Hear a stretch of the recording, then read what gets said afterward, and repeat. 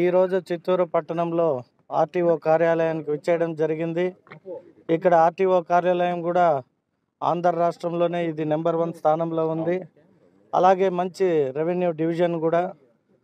ఈరోజు నేను కూడా నా లైసెన్స్ రెన్యూవల్ చేసుకోవడానికి స్వయంగా నేనే వచ్చి ఈ కార్యాలయంతో పాటు ఇక్కడ ఏం జరుగుతుంది, ఎలా ట్రైన్ చేస్తూ ఉంటారు, ఏమి అనేది ఇన్స్పెక్షన్గా కూడా ఉంటుంది. చూసుకొని స్వయంగా నేను కూడా రెన్యూవల్ చేసుకొని వెళ్తామని లైసెన్స్ ఇక్కడికి విచ్చేయడం జరిగింది. కాబట్టి నియోజకవర్గంలో ప్రజలందరినీ కూడా ఒకటే కోరుకుంటున్నా, అందరూ కూడా లైసెన్స్ని అప్లై చేసి లైసెన్స్ తీసుకొని ఇక్కడ ఎవరైతే లైసెన్స్ పొందుతారో వారికి అన్ని రూల్స్ అండ్ రెగ్యులేషన్స్ కావచ్చు, మనం ఎక్కడ ఎలా మనం వాహనాన్ని పార్క్ చేసుకోవాలి, లేదంటే ఎలా మూవ్ కావాలి అనే అన్ని ఇన్స్ట్రక్షన్స్ కూడా చాలా చక్కగా ఇక్కడ బాగా జరుగుతున్నాయి, చూస్తున్నాను. సో అదేవిధంగా చిత్తూరు నియోజకవర్గ ప్రజలు, యూత్, ముఖ్యంగా యువత 18 సంవత్సరాలు నిండిన ప్రతి ఒక్కరు కూడా బైకులు, ఇవాళ కార్లు తోలడం జరుగుతుంది. కాబట్టి మీ అందరూ కూడా లైసెన్స్ని తీసుకోవాల్సిందిగా కోరుకుంటూ మీ అందరికీ మరొకసారి శుభాకాంక్షలు తెలియజేస్తున్నా. Thank you. మన డిటిసి ఆఫీసును సందర్శించిన గౌరవనీయులు మన చిత్తూరు శాసనసభ్యులు సార్ గారికి మనము సాదర ఆహ్వానం పలకడం జరిగింది. సార్ ఇక్కడ ఎల్ఎల్ఆర్, డిఎల్, ఎఫ్సీలు ఆ డిఫరెంట్ సిస్టమ్స్ ఎలా పనిచేస్తున్నాయని సారు స్వయంగా పరిశీలించడం జరిగింది.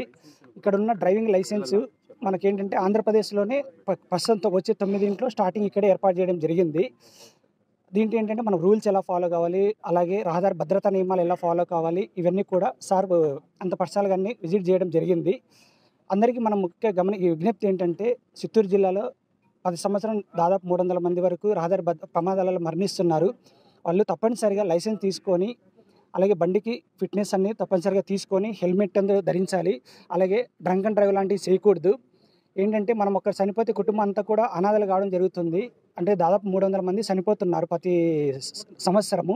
దాన్ని మనం తగ్గించాల్సిన బాధ్యత మన పైన ఎంతైనా ఉంది. ఆ దిశగా మనము మన సార్ సహకారంతో మేము కృషి చేయడం జరుగుతుంది. థ్యాంక్ యూ టు కొరత లేదండి. యాక్చువల్గా లాస్ట్ సంవత్సరం సార్ అది మనకు గవర్నమెంట్ లాస్ట్ ఇయర్ ఆగస్టులో మొత్తం కార్డులు తీసేసి ఓన్లీ ఫిజికల్ కాపీ పెట్టింది. అంటే state wise only online digital copy మాత్రమే వస్తుందండి. మన కార్డులు అనేది లైసెన్స్ కార్డులు కానీ, డిఎల్ కానీ, ఆర్సీలు 2 ప్రభుత్వమే తీసేయడం జరిగింది. అంటే అప్పుడు మనము పేపర్ కార్డు మాత్రమే, అది ప్రభుత్వం లెవెల్లో నిర్ణయం తీసుకోవాలి. మనము మన లెవెల్లో. Thank you.